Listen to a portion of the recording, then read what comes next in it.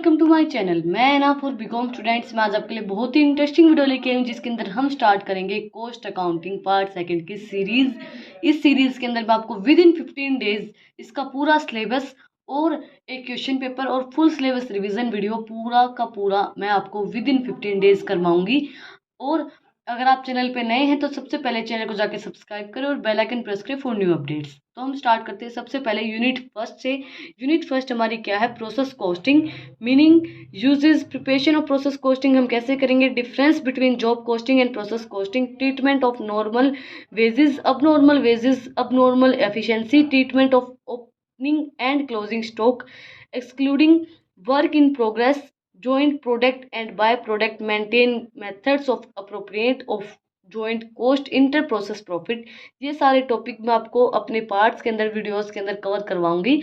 आज की वीडियो के अंदर हम सबसे पहले स्टार्ट करते हैं प्रोसेस कोस्टिंग का मीनिंग क्या होता है, प्रोसेस कोस्टिंग होती क्या है। मीनिंग क्या होगा प्रोसेस कोस्टिंग का? Process costing is a method of costing applied to industries where the material has to pass through two or more processes for being converted into a finished product.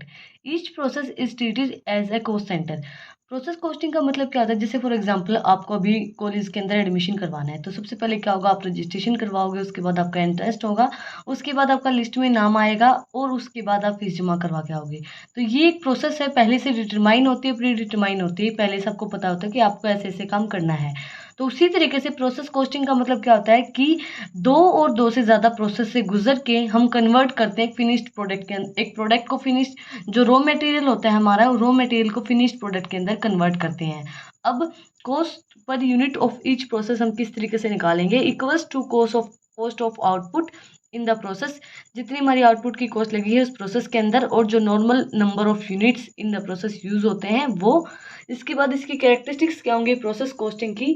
The production is continuous and the end product is result as a sequence of process. जो process होती है वो continuous होती है, continuous चलती रहती है। जो एंड जो हमारा प्रोडक्ट होगा वो क्या होगा, वो क्या रिजल्ट आएगा, जो हमने सीक्वेंस चलाई थी, जो हम चाहते थे एंड रिजल्ट भी हमारा वही आएगा, सीक्वेंस के अकॉर्डिंग ही आएगा। Each plant is divided into A separations process centres and each process in a single product. इसके अंदर क्या है, जो हर एक जो प्रोसेस सेंटर है वो सेपरेट काम करता है, अलग अलग काम करते हैं। हर एक जैसे कोई भी मशीनरी है उसका अलग अलग काम होगा। हम कोई भी प्रोडक्ट मैन्युफैक्चर करें, कोई भी हमारे पास रॉ मटेरियल है तो उसका अलग अलग काम होगा। एक मशीन का अलग काम होगा, मान लीजिए वो उसको पैकिंग में कर रही है, उसके बाद वो लेबलिंग लगाएगी, ब्रांड नेम करेगी, वो सारी चीज़ें उनके अलग अलग काम होता है हर एक मशीनरी का। उसके बाद है जो सीक्वेंस ऑपरेशंस की, वो for processing product is specify and pre determine. जो सीक्वेंस होती है वो पहले से भाई प्री डिटरमाइन होती है, पहले से बताया जाता है कि ये इस प्रोसेस से होके ये जो प्रोडक्ट है ये पूरा फिनिश्ड प्रोडक्ट के अंदर आएगा, रॉ मटेरियल से लेके फिनिश्ड प्रोडक्ट तक बनेगा। उसके बाद क्या है, जो फिनिश्ड प्रोडक्ट है of one process works as a raw material. जो फिनिश्ड प्रोडक्ट है वो वर्क करेगा as a raw material for the next. जो फिनिश्ड प्रोडक्ट हमारा बन गया है वो किस चीज़ के लिए काम करेगा, जो हमारा नेक्स्ट स्कीडिंग प्रोसेस आ रही है, जो कंप्लीट अनटिल कंप्लेंशन जो कंप्लीट नहीं हुई है उसके लिए वो क्या हो जाएगा, रॉ मटेरियल हो जाएगा। उसके बाद क्या है, जो फिनिश्ड प्रोडक्ट है one of the process works as a raw material, वो वर्क करेगा रॉ मटेरियल। सॉरी मैंने पॉइंट 2 बार लिख दी शायद। उसके बाद to complete the production works the sequence of process is clearly defined and activities to the process are called clear identified. इसके अंदर क्या है, कंप्लीट करना work of production, complete production work को कंप्लीट करना, सीक्वेंस के अकॉर्डिंगली जो process हमें क्लियरिफाई की गई है उसके अकॉर्डिंगली एक्टिविटीज को परफॉर्म करना, उसको बोलेंगे हम क्लियर आइडेंटिफाइड। उसके बाद प्रोडक्शन जो हमारी किस चीज़ पे होगी, लार्ज स्केल के ऊपर होगी, क्योंकि जो प्रोडक्शन है, मान लीजिए आप प्रोडक्शन कर रहे हैं, कोई मैंने आपने बहुत सारी मशीनरीज लगा रखी हैं, बहुत बड़ी बड़ी मशीनरीज लगा रखी हैं, तो ये तो नहीं है कि वो प्रोडक्शन आप सिर्फ एक ही प्रोडक्ट को मैन्युफैक्चर के लिए कर रहे हो, नहीं, वो जो प्रोडक्शन है वो लार्ज स्केल पे होगी। मैंने आपको एडमिशन का एग्जाम्पल दिया था, तो एडमिशन ये तो नहीं सिर्फ यूनिवर्सिटी वगैरह कॉलेज वगैरह एक ही बच्चे का एडमिशन लेंगे, नहीं, वो भी लार्ज स्केल पे होगा, वो भी बहुत बड़े पैमाने पे होता है। उसके बाद है the cost per unit of production is the average cost which is pre determine, वो भी डिटरमाइन होती है पहले से, by dividing the total cost, जो हम टोटल कॉस्ट डिवाइड करते हैं for the production by total units of the production, जो टोटल यूनिट है प्रोडक्शन उससे डिवाइड करके जो कॉस्ट पर यूनिट है वो हमारी निकल आएगी, जो मैंने आपको बताया था। It also possible to obtain joint product, ये पॉसिबल है कि हम जॉइंट प्रोडक्ट को ऑब्टेन कर सकते हैं, और by product from the use of raw material, joint product और बाय प्रोडक्ट को हम ऑब्टेन कर सकते हैं। जॉइंट प्रोडक्ट और बाय प्रोडक्ट हमारा नेक्स्ट एक टॉपिक आएगा। And from the use of raw material by the production technology. उसके बाद चेंज ऑफ अबनॉर्मल लॉसेज और अबनॉर्मल गेन में also be there which is detail separate in the process costing, जो detail separate होती है process costing के अंदर वो भी चेंज कर सकते हैं, abnormal losses and abnormal gain.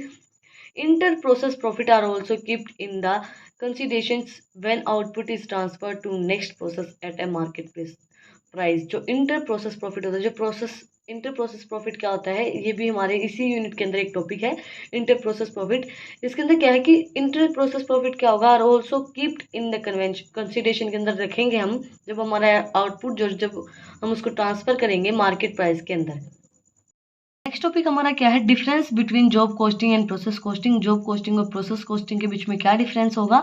Job costing का मतलब क्या होता है, एक स्पेसिफिक ऑर्डर पे हम कोई भी काम करें, जैसे हमें कोई स्पेसिफिक ऑर्डर दे दिया गया है, उसके अकॉर्डिंग फिर हमने काम करना है, उसके अकॉर्डिंग ही हमें प्रोडक्ट मैन्युफैक्चर करना है। Unit is one and specific and work is done by specific order. इसके अंदर जो यूनिट है वो वन और स्पेसिफिक होगी, वर्क जो है वो काम किया जाएगा स्पेसिफिक ऑर्डर के अंदर।